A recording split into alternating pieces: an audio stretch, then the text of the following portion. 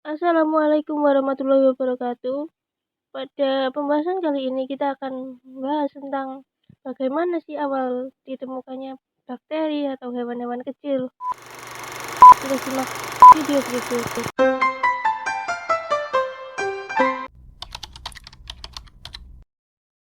Anthony van Leeuwenhoek hidup 1632 sampai 1723. Ia adalah orang yang pertama kali mengetahui adanya dunia mikroorganisme.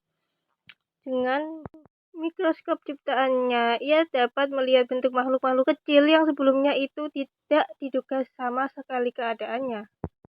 Menggunakan mikroskop temuannya dengan lensa pembesaran 300 kali, Leeuwenhoek mengamati air hujan, air laut, air vas, dan kotoran gigi.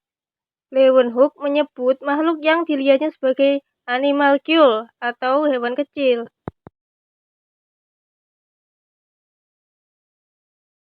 Penemuan animalcules di alam menimbulkan rasa ingin tahu mengenai asal-usulnya. Menurut teori abiogenesis atau generatio spontanea, animalcules timbul dengan sendirinya dari bahan-bahan mati. Sebagian ahli menganut teori biogenesis dengan pendapat bahwa animalcules terbentuk dari benih animalculus yang selalu berada di udara.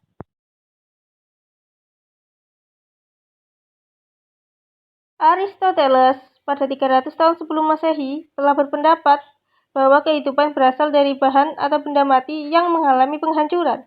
Konsepsi ini dikenal sebagai teori spontan atau abiogenesis. Abio berarti tidak hidup, genesis berarti asal.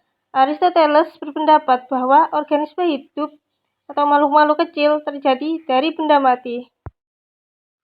Ada ilmuwan lain berpendapat Needham mengadakan eksperimen-eksperimen dengan daging yang direbus.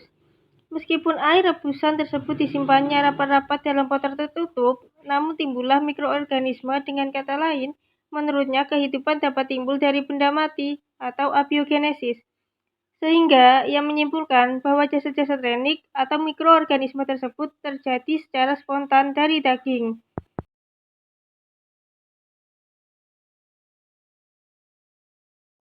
Namun Lazarus Spallanzani menentang, mengatakan bahwa perebusan dan penutupan botol-botol berisi air rebusan dilakukan Needham tidak sempurna.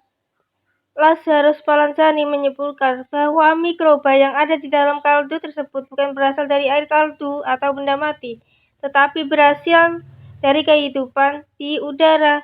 Jadi, adanya pembusukan karena telah terjadi kontaminasi mikroba dari udara ke dalam air kaldu tersebut. Jadi, eksperimen ini menentang teori abiogenesis. Pada percobaan inilah dibuktikan, seperti yang ada pada gambar. Pada labu 1, air kaldu dipanaskan, kemudian didinginkan dengan labu terbuka. Maka ada mikroorganisme.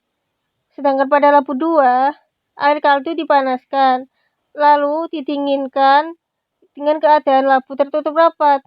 Maka tidak ada mikroorganisme di dalamnya.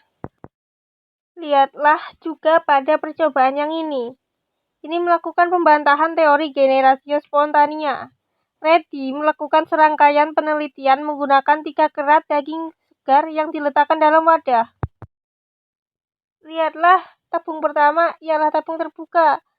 Maka lalat-lalat dapat dengan bebas masuk dan bertelur di atas daging segar.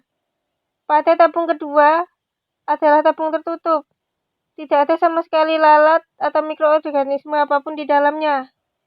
Pada tabung ketiga adalah tabung tertutup kain kasa. Lalat masih dapat hinggap di atas kain kasa tersebut dan bertelur di atasnya. Berdasarkan percobaan Louis Pasteur, berdasarkan hasil-hasil percobaan ilmuwan yang juga seorang biologiwan bernama Louis Pasteur ini dapat meyakinkan khalayak bahwa tidak ada kehidupan baru yang dapat timbul dari benda mati.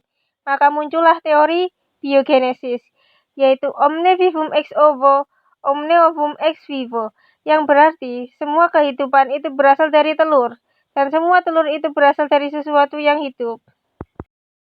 Lihatlah pada gambar ini.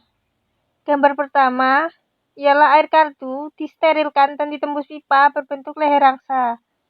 Gambar kedua, air kartu tetap bebas dari mikroba dengan posisi seperti itu.